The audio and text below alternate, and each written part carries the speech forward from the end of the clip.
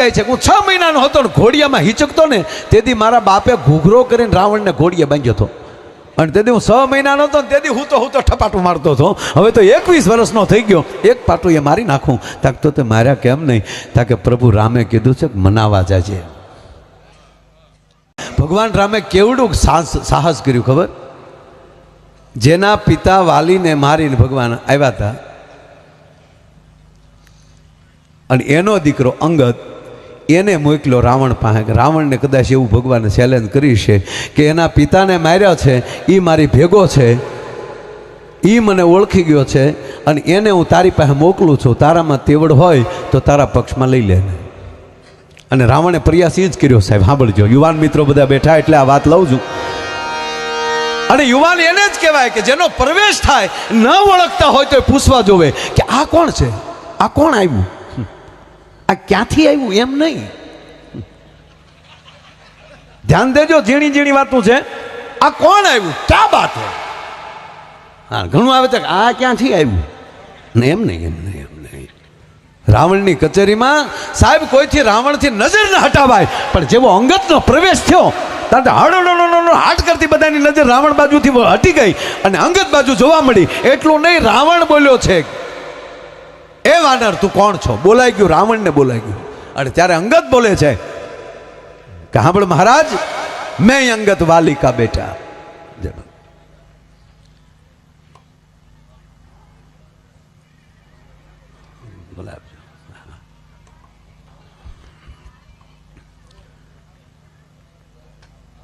રાવણ પૂછે છે, હજી કોઈને નીકળવું હોય તો છે, ગેપ પીડ્યો છે ત્યાં નહીં, કોઈ વાત હાલતી હોય ને ત્યારે થોડુંક મને ડિસ્ટર્બ થાય.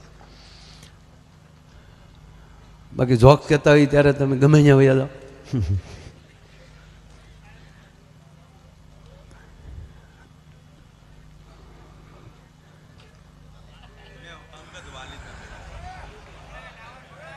સાવાસ દોસ્ત. અને અમારે એ જોવાનું છે કેટલા બેઠા એ મહત્વ નથી, કોણ કોણ બેઠા એ મહત્વનું છે.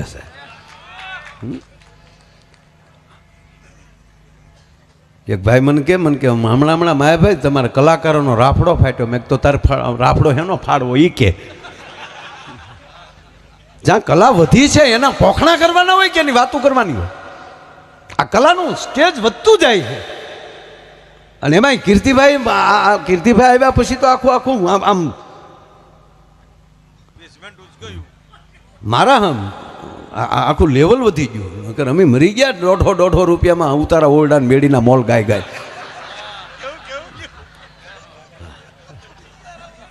આ ખુશી કોની છે ભાઈ? કોઈની ચાવી જાય જડી છે, જોતી લઈ જાય છું. સુખદેવભાઈ પાસે લઈ લેજો. હા, અંગતનો પ્રવેશ થયો છે. રાવણના મોઢામાં શબ્દ નીકળી ગયો, એ યુવાન તું કોણ છો? અને ત્યારે અંગત બોલે છે, હજી મૂછનો દોરો ફૂટ્યો છે. ત્યારે અંગત બોલે છે, એ લંકેશ, મેં વાનર, મેં અંગદ વાલી કા બેટા.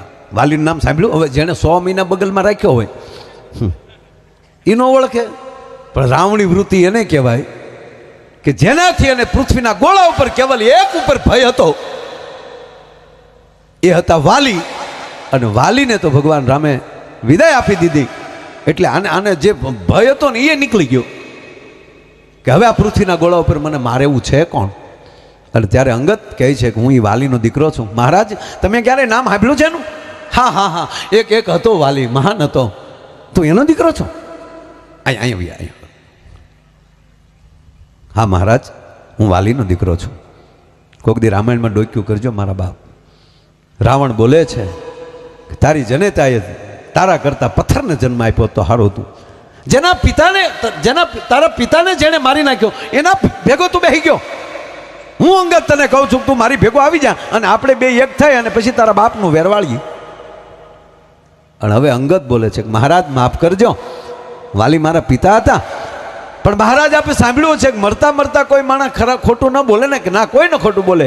તો સાંભળજો મહારાજ, મરતા મરતા મારો બાપ એટલું બોલ્યો છો કે બેટા આખી દુનિયાને મૂકી દેજે, આ રામને ન મૂકતો.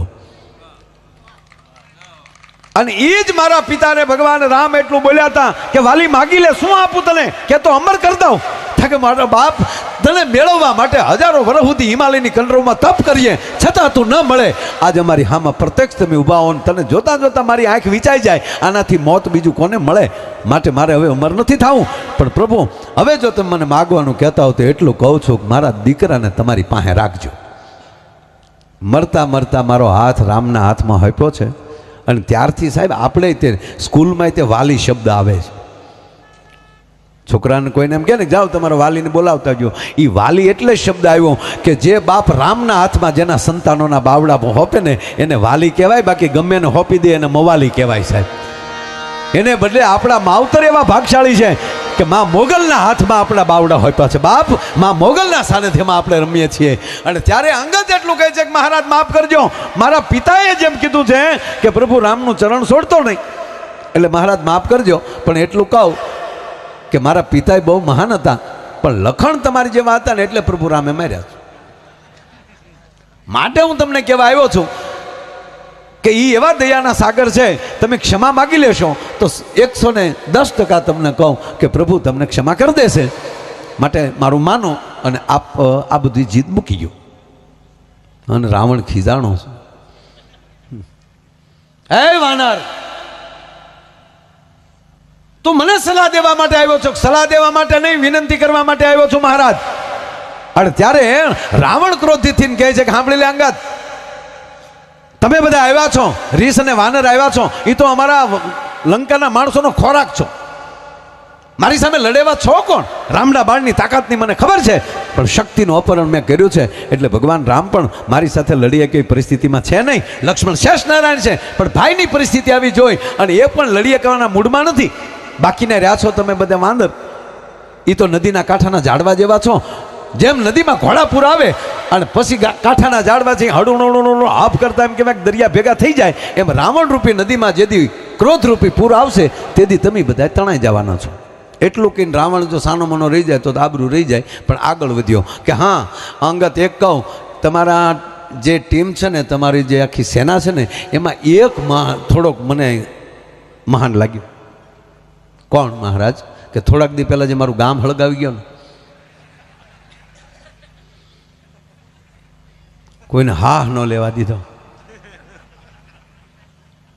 ખરેખર જ્યારે અશોક વાટિકા જ્યારે હનુમાનજી ઉજળ કરતા હતા ને, કારણ કે માં જાનકીને કીધું કે માં હવે હું એક તો હું દરિયો કૂદીને આવ્યો છું, અને પાછા રસ્તામાં જેટલા હામા મળ્યા ને એ મને ખાવાવાળા જ હામા મળ્યા, મને ખવડાવે એવો કોઈ મળ્યો નહીં. પણ તું માં છો એટલે માં હું તને એટલું કહું, મને હવે ભૂખ લાગી છે, મને કંઈક ખાવાનો બંદોબસ્ત કરી ગયો ને. અરે કે બેટા અહીંયા લંકામાં ક્યારે હું નીકળે કંઈ નક્કી નહીં, આમાં ઘેના ઝાડવા છીએ મને ખબર નથી, પણ આ અશોક વાટિકામાં તને એક વિનંતી કરીને કહું, નીચે પીડ્યા હોય ને એ ફળ ખાજે, પાકલ હોય ને એ ફળ ખાજે, જોઈને ખાજે.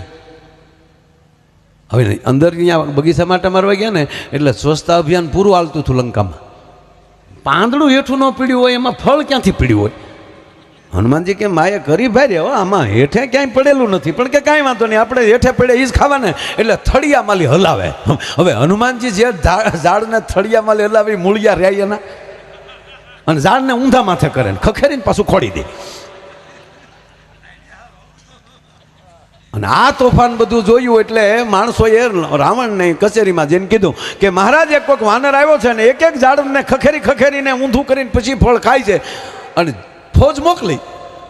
જેમ ઝાડવાને ખખેરતા થાય એમ આવડાને ખખેર્યા.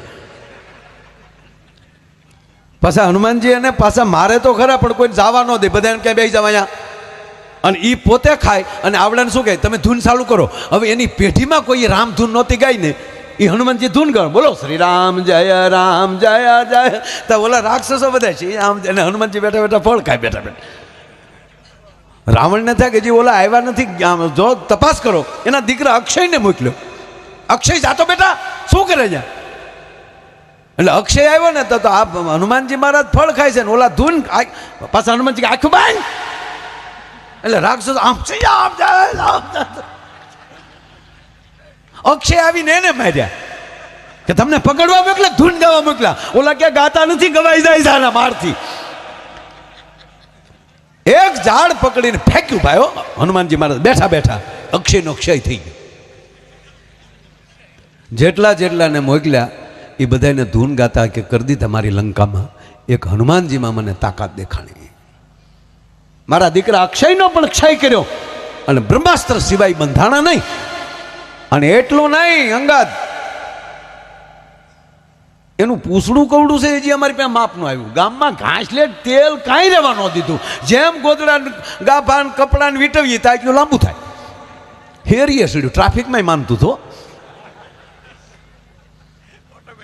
અને કે જેટલાના ઘેરેલી કપડાં, ગોદડા, ગાડલા, તેલ, ઘાસલેટ જે વખતે હોય એ જેની જેને ઘીરે આવ્યું ને એની ઘીરે પાછો ભડકો કરી આવ્યો. એક તે વિભીક્ષણની ઘેરેલી નહોતું આવ્યું એટલે વિભીક્ષણનું ઘર બાકી રહેવા દીધું. આપણે તે ગામડામાં જો આ જન્માષ્ટમી કે એવું હોય ને તો પંજરીનો એનો ફાળો કરવા માટે આપણા મહારાજ જાય. એટલે જેની ઘેરેલી પાછો ફાળો આવ્યો હોય ને એની ઘીરે હવારમાં પંજરી પોગાડે. હનુમાનજી એમાં માનતા હતા કે જ્યાંથી ફાળોનો આવ્યો હોય ત્યાં આપણે પ્રસાદી ન અપાય. એટલે વિભીક્ષણના ઘેરેલી કોઈ એવો ફાળો આવેલો ને એટલે એનું એક ઘર બાકી રહેવા દીધું, બાકી આખી લંકા હળગાવી નાખી. અને હવે અંગત એટલું કહે છે કે મહારાજ હવે મને એવું લાગે છે કે તમારી બુદ્ધિ બેન્ડ મારી ગઈ છે. કે કેમ? આપ પણ વેદના ગાનારા છો, આપના મુખેલી હનુમાનજીના વખાણ થઈ ગયા એટલે જમદડ જાંબુવાંદ અંગદ નલ સુગ્રીવ ના રહ્યા પણ હજ લગ હનુમાન તું તો કાયમ બેઠો કાગડા. અમારો બાપ હનુમાન હવે કાયમ થપાઈ ગયો છે, કારણ કે તમે પણ વેદના ગાનારા છો અને શિવના એકલોતા શિષ્ય છો. આપના મુખેલી વખાણ થયા એટલે અમારો હનુમાન છે એ પણ 11મો રુદ્ર છે, એને કોટી કોટી પ્રણામ કરું. પણ મહારાજ હવે વાત રહી તાકાત નહીં, કે જો તમને હનુમાનજી જ જો મહાન દેખાણા હોય તાકાતમાં તો સાંભળી લો મહારાજ, હું વાલીનો દીકરો છું, મને એવું લાગે કે તારી સામું બાધે કોણ? હવે તારી સામે જો આ વાત કરું છું યુવાન મિત્રો કે 21 વર્ષનો યુવાન પરદેશમાં જઈ અને લંકાની કચેરીમાં રાવણ સામે જો આવી ચેલેન્જ કરી શકતો હોય એ ભારત વર્ષનો સંતાન છે. આપણા વરરાજો થાય ને આપણે એને સાફા બાંધીએ અને તલવાર આપીએ અને એના ગીત ગાઈએ. હમણાં મને ઇન્ટરવ્યુમાં પૂછ્યું એક જણાય મને કે આવું વરરાજાને ઘોડો ને એવું શું કામ આપે? હું કહું તમને શું લાગે? તો એ કે અમને એવું લાગે કે મોકો આપે. સટકેશ મેં ના, એને રાજા એ માટે બનાવવા. અમને વાતે સાચી ને, એને જો પોતાના ઘરે ફૂલેકું ચડે, ગામમાં એમ કહેવાય અને ઘોડા ઉપર બેહાડ્યો હોય, દીકરીઓએ ગીત ગાયા હોય, એ ગીત એ ભીતુએ સાંભળ્યા હોય. અને જે જગ્યાએ પણવા જાય ન્યાય માંડવા સુધી અને ઘોડા ઉપર બેસાડે, રાજા બને, આપણે સાફો બાંધે.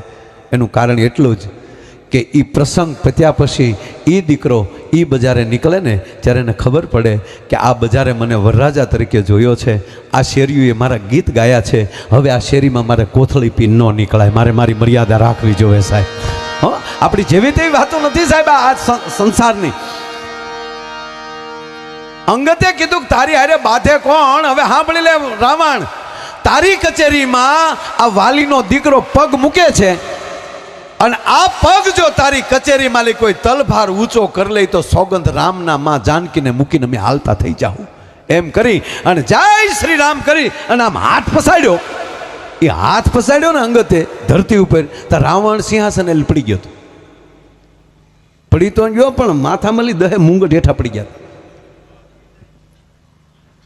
અને એ મુંગટ લેવા અંગતે દોડ દીધી, રાવણે દોડ દીધી. અંગતના હાથમાં 4 મુંગટ આવ્યા, એક હાથમાં 2.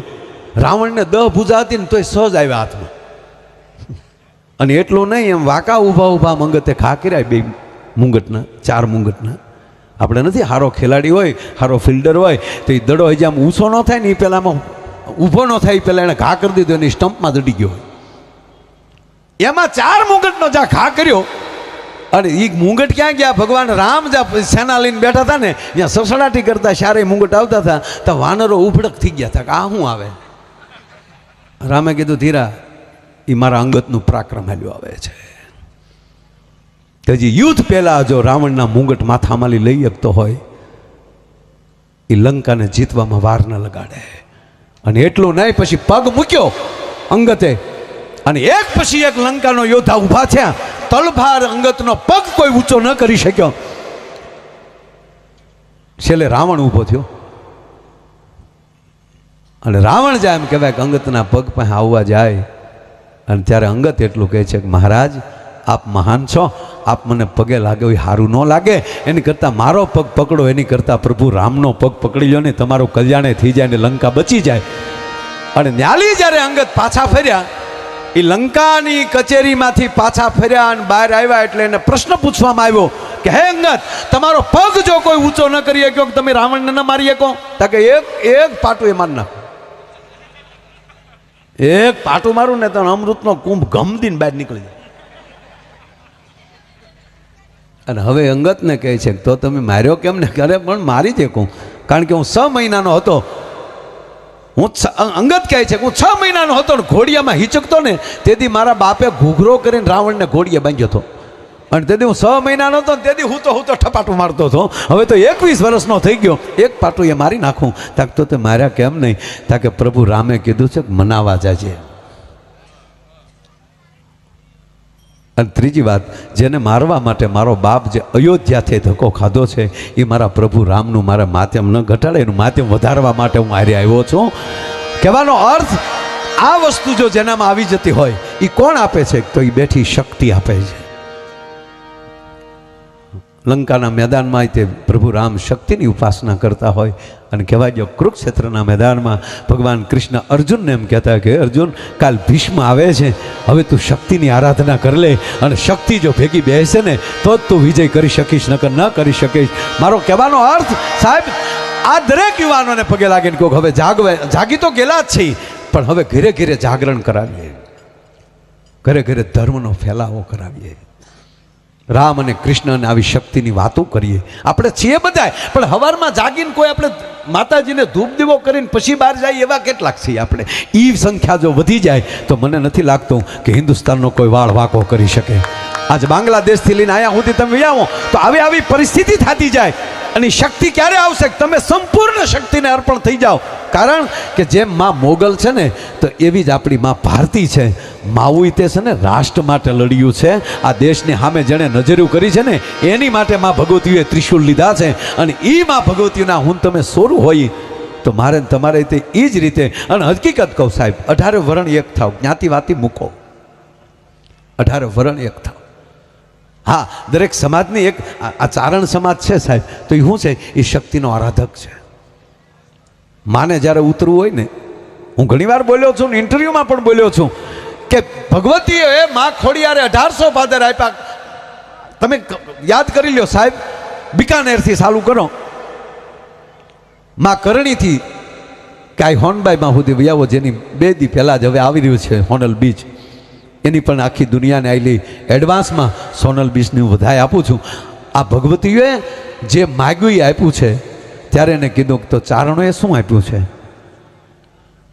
ત્યારે મેં ઇન્ટરવ્યૂમાં કીધું હતું કે ચારણોએ કાંઈ લીધું નથી, પણ એણે શક્તિની આરાધના કરીને એટલું કીધું કે માં, તારે જ્યારે ધરતી ઉપર આવવું હોય ને ત્યારે અમારું ખોળિયું ખોરડું આપશું, તું વિયાવજે ભગવતી.